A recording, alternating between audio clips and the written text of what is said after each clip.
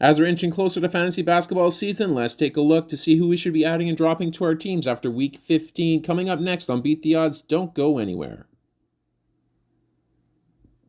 Hello, sports fans. Welcome back to another episode of Beat the Odds. We are going to take a look at the over-under report, players we should be adding and dropping to our teams after week 15 of the fantasy basketball season. If you like this type of content, make sure to leave a like on the video, subscribe to the channel for more content like this, and then, of course, be on the lookout for our Anthony Edwards PSA Slab giveaway once we hit 1,000 subscribers. Let's dive right in. We're going to start in Indiana. TJ McConnell is going to be the first on the list here. 61% owned, 32 minutes per game here last week, 14 points, 3.8 rebounds, 8.5 assists, 1.5 steals on 66% shooting from the field, 83% from the line. Fantasy is a very cruel game sometimes. TJ was ranked 19th over the last 2 weeks as he was filling in for Halliburton. But Indiana doesn't play until Thursday, and Tyrese is nearing that return, so I don't think it's going to be wise to hang on to McConnell after this point, especially if you're expecting him to put up the same type of numbers. He will still be valuable. I just don't know if he's going to be worth the roster spot. We'll have to kind of see how it plays out there. And there's a lot of really good players on the list to pick up that you can put in his place that I would imagine will be more useful for you here for the week coming up. Up next, we're going to go to Washington. Monte Morris, 54% owned, 28 minutes per game last week, 11.5 points, 3.0 rebounds, 2.5 assists on 44% shooting from the field, 100% from the line. Is not enough of a playmaker to be satisfied with that low of a point total. And if you take a look at some of the other guards, DeLon Wright offers more steals. Bradley Beal is back in full swing, so he's going to be the main focus.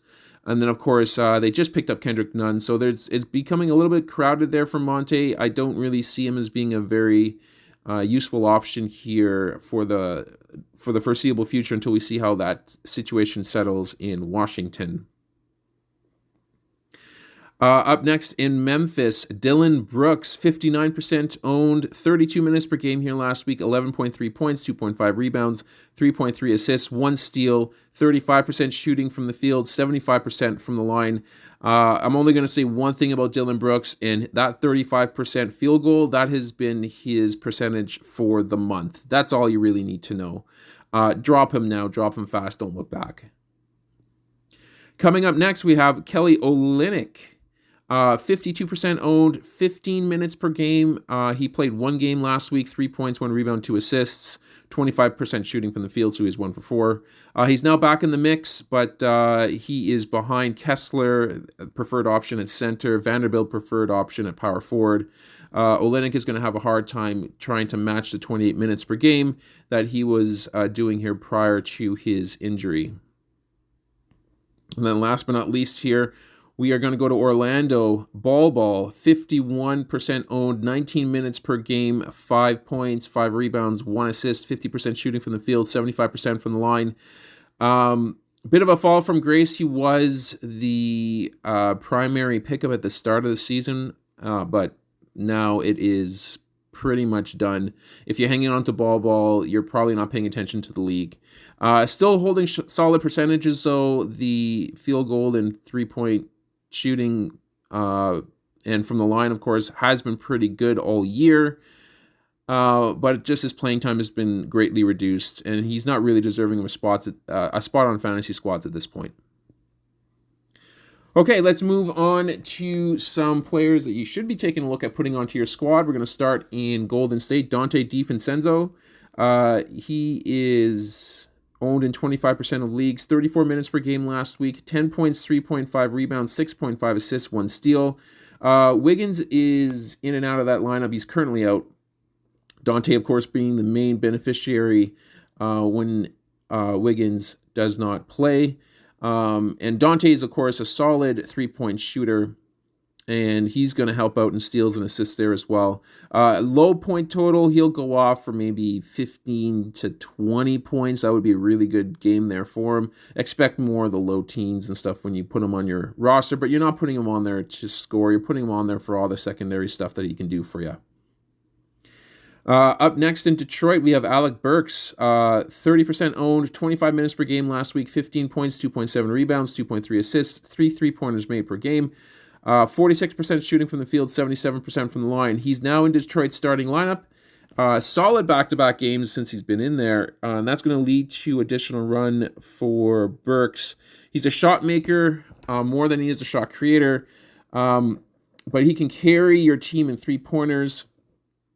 And because he has 3 positions, he's a good help for flexibility on your team there if you need to plug him in as a forward or as a center, or as a point guard or shooting guard. That will really, really help you be able to make decisions on a day-to-day basis.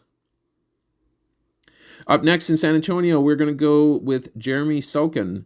40% owned, 32 minutes per game, 20.7 points, 7 rebounds, 4 assists, 44% shooting from the field, 86% from the line. He hit 30 points in his last game on 25 shots, mind you. He is going to be part of that rotation for quite a while, certainly throughout the rest of the year. And of course, with San Antonio tanking, they're going to give him a lot of run. So I would suggest if he's available, go ahead and pick up Sochan without really having to worry. I don't expect that he's going to be this available for much longer. Going to Washington, we have Denny Avdia. 31% owned in leagues, 30 minutes per game last week, 13.3 points, 9.7 rebounds, 2.3 assists, 2 steals, 46% shooting from the field, 74% from the line. He's the main benefit of the Rui trade, and nice thing about Denny is that he carries a pretty diverse skill set, so he can help you out with rebounds, he can chip in with assists, he's good for a few blocks a week, he's good for a handful of steals a week, he can shoot a 3-pointer. He's going to be really good to kind of chip in on all categories. He's surprisingly been a good rebounder here of late.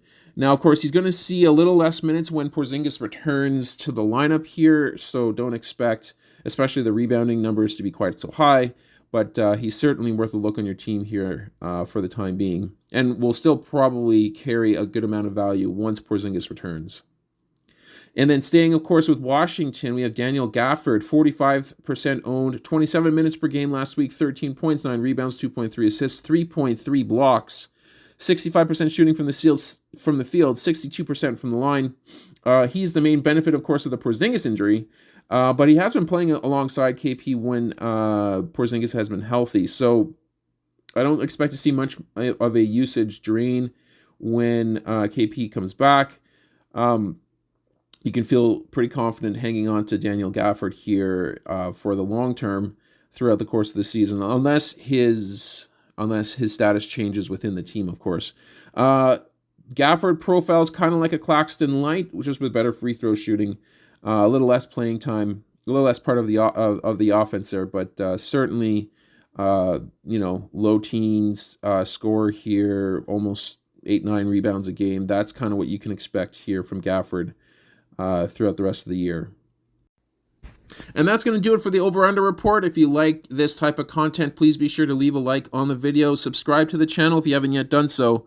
We are going to sign off for now, but we're going to catch you guys on our next episode.